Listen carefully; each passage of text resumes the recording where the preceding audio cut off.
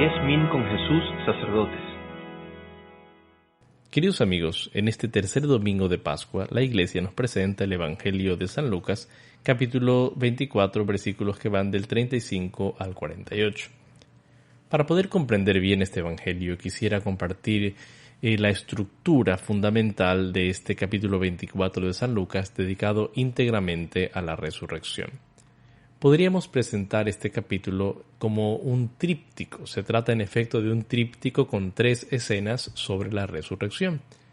La primera escena sería el anuncio del ángel a las mujeres sobre la resurrección del Señor. Efectivamente, el relato de la resurrección inicia con estas mujeres, las primeras en recibir la noticia de que Cristo ha resucitado. En la segunda parte del tríptico observamos el relato de los discípulos de Emaús. En el centro de este relato se encuentra el encuentro de Cristo con estos 2 discípulos que van de regreso de Jerusalén a su ciudad, hacia su pueblo Emaús, y a los que el Señor les hace comprender su resurrección. Y en la tercera parte del tríptico, aquella que leemos este domingo, el encuentro de Jesús con los apóstoles el mismo primer día de la semana. Son 3 anuncios profundamente ligados entre sí y 3 anuncios que nos ayudan a comprender la resurrección. Es más, cada uno de estos relatos tiene como una estructura fundamental, una estructura compartida y similar. Tienen 4 partes estos relatos, sea el anuncio a las mujeres, que la experiencia de los discípulos de Emaús, que el encuentro de Cristo con sus apóstoles en la noche de la resurrección.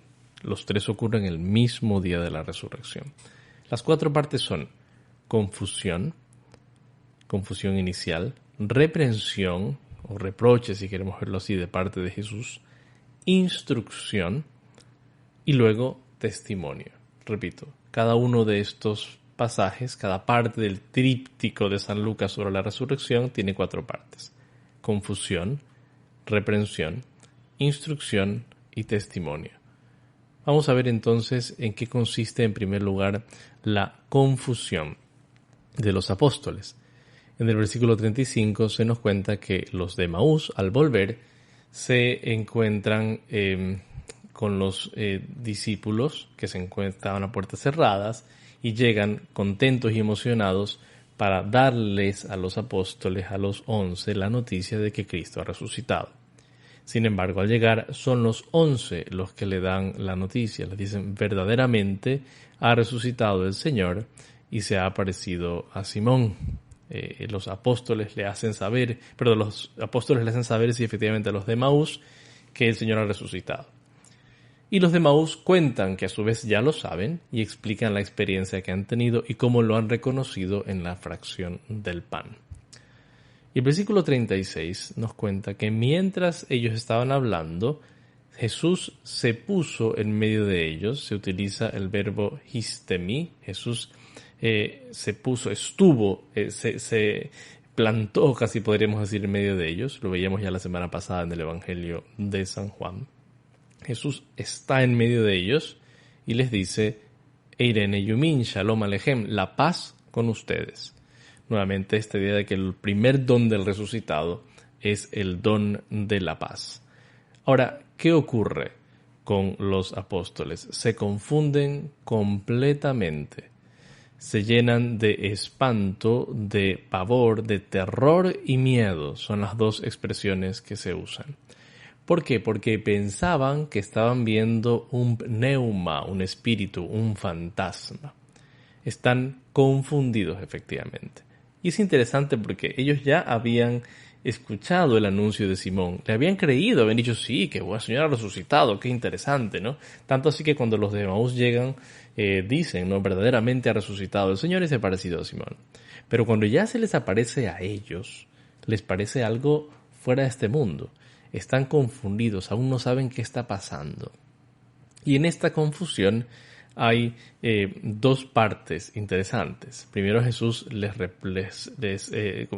crea la confusión y Jesús les hace ver que se han equivocado. Comienza el reproche, ¿no? Pero el reproche como que se une, se concatena con la confusión, porque el salir de la confusión es, digamos, en dos partes. Ellos se llenan de miedo y de espanto porque pensaban ver un espíritu. Es decir, pensaban que había una cierta presencia de Jesús, era su voz, lo escuchaban, la paz esté con ustedes, pero no les parecía posible que sea realmente el mismo resucitado. Estaban viendo un espíritu, un fantasma. Y Jesús los reprocha, comienza el reproche.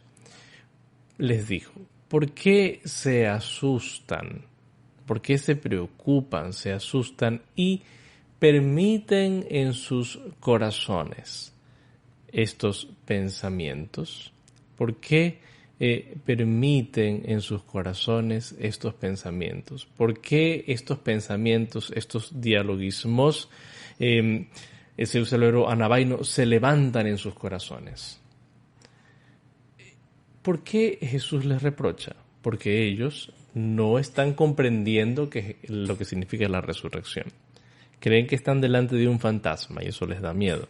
Y no hay nada más contrario a la resurrección que pensar que es algo etéreo, no real, no en cuerpo, sino solamente una especie de presencia de alma perdida, ¿no? De ningún modo.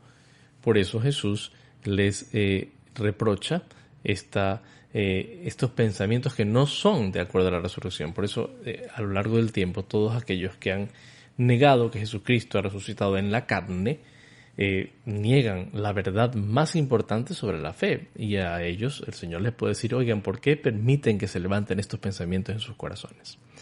Y luego, para hacerles comprender, les dice, miren mis manos y mis pies, soy yo mismo. Unas traducciones, la traducción del leccionario dice, soy yo en persona. El texto griego dice, ego eimi autos. Yo soy autos, mismamente, en un español mal hablado, ¿no? Soy realmente yo. Soy yo en persona. Soy yo mismo. Autos significa mismo, o sea, se refiere a sí mismo. Soy realmente yo, podríamos decir. Por eso la traducción soy yo en persona es una traducción que traduce el sentido correctamente, ¿no? Y luego Jesús hace una invitación para que lo comprendan más profundamente, ¿no? Se usa el verbo felafao, ¿no? Tóquenme y vean. O sea, les invita a palparlo, a tocarlo. Tóquenme y vean. O sea, tóquenme y dense cuenta. Ya que un espíritu no tiene carne y no tiene huesos, como ustedes están viendo, ¿no? O sea, un espíritu no tiene ni carne ni huesos. O sea, deja claro que Jesús deja claro que Él no es un fantasma, no es un espíritu. Y les muestra las manos y los pies.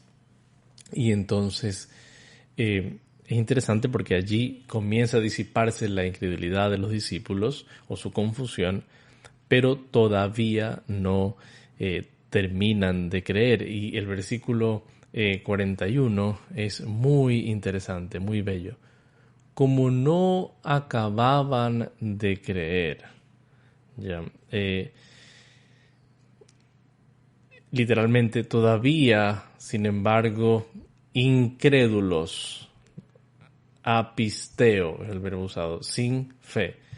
Como todavía incrédulos ellos a causa de la alegría y estaban llenos de admiración, estaban asombrados. Es interesante. Primero no creen porque no creen, o sea, porque están demasiado confundidos. Pero luego no creen por la alegría, o sea, como es que les parece demasiado bueno para ser cierto. Entonces la misma alegría que sienten no les permite creer plenamente. Es como si te llaman a decirte que te sacaste la lotería, ¿no? Tú al inicio dices, no puede ser, no, me estás engañando, es imposible, no creo esto, ¿no? O de repente tu equipo de fútbol en el último estaba perdiendo y en el último segundo, o estaba empatando y por lo tanto perdiendo el campeonato y en el último segundo mete el gol ganador y gana la final, ¿no? Parecería efectivamente que ese equipo pues iba a perder o iba a perder el campeonato y ganó sorpresivamente, como que no te lo crees, ¿no? O bueno, no sé, te dan una noticia demasiado buena para ser cierta, ¿no? un enfermo que recibe la noticia de que ya ha sido completamente entrado en remisión su cáncer. No se lo cree, le parece demasiado bueno para ser cierto. Está demasiado alegre. Entonces esto es lo que les ocurre a los apóstoles. Están asombrados de la alegría. Y entonces Jesús les dice, tienen algo que comer, y come con ellos. Múltiples veces en la Escritura, en los Hechos de los Apóstoles, por ejemplo, muchas veces Jesús está a la mesa con ellos, ¿no? Hechos 1:4.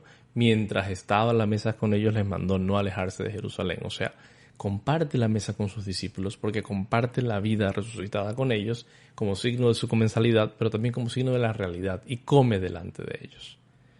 Entonces, después de la confusión y del reproche, un reproche cariñoso, ¿no? Porque no es un reproche de enojo, sino, oigan, dejen de creer estas cosas, tóquenme, comamos juntos. Ya se dieron cuenta que es verdad que he resucitado. O sea, les disipa toda duda sobre la verdad de la resurrección. Se puede dudar todo, pero no se puede dudar que el Señor realmente está vivo, porque se les ha hecho saber con una claridad meridiana. Y luego comienza la instrucción, desde el versículo 44. Esto es lo que les decía cuando aún estaba con ustedes, que era necesario que se cumpla lo que está escrito en la ley de Moisés, en los profetas y en los salmos. Este versículo es muy interesante para el estudio de la Biblia porque, entre otras cosas, recuerda la división tripartita de la Torá, ¿no? La ley, los profetas, ¿no? Y los salmos, es decir, el resto de los escritos, ¿no? Bueno, pero Jesús les hace ver que es necesario que ellos crean no solo porque lo han visto, que su testimonio está basado no solo en la experiencia de haberlo visto, sino en el comprender la Escritura. Y les vuelve a explicar lo que ya había explicado a los discípulos de Emaús y aparte había explicado ya mientras estaba en su ministerio público. Les vuelve a explicar todo sobre la resurrección. Y entonces es necesario que se cumpla todo lo que estaba en la ley, en los profetas y en los salmos. Y a esta instrucción que Jesús va a dar, le precede en el versículo 45 una acción divina de iluminación. Entonces les abre el entendimiento para que comprendan las Escrituras. ¡Qué bello esto! Es decir, antes de comenzar a darles una clase, digamos así, de cristología a partir del Antiguo Testamento para que puedan comprender lo que ha ocurrido, les ilumina el entendimiento, les abre completamente el entendimiento. Entonces les da la posibilidad de comprender la Escritura.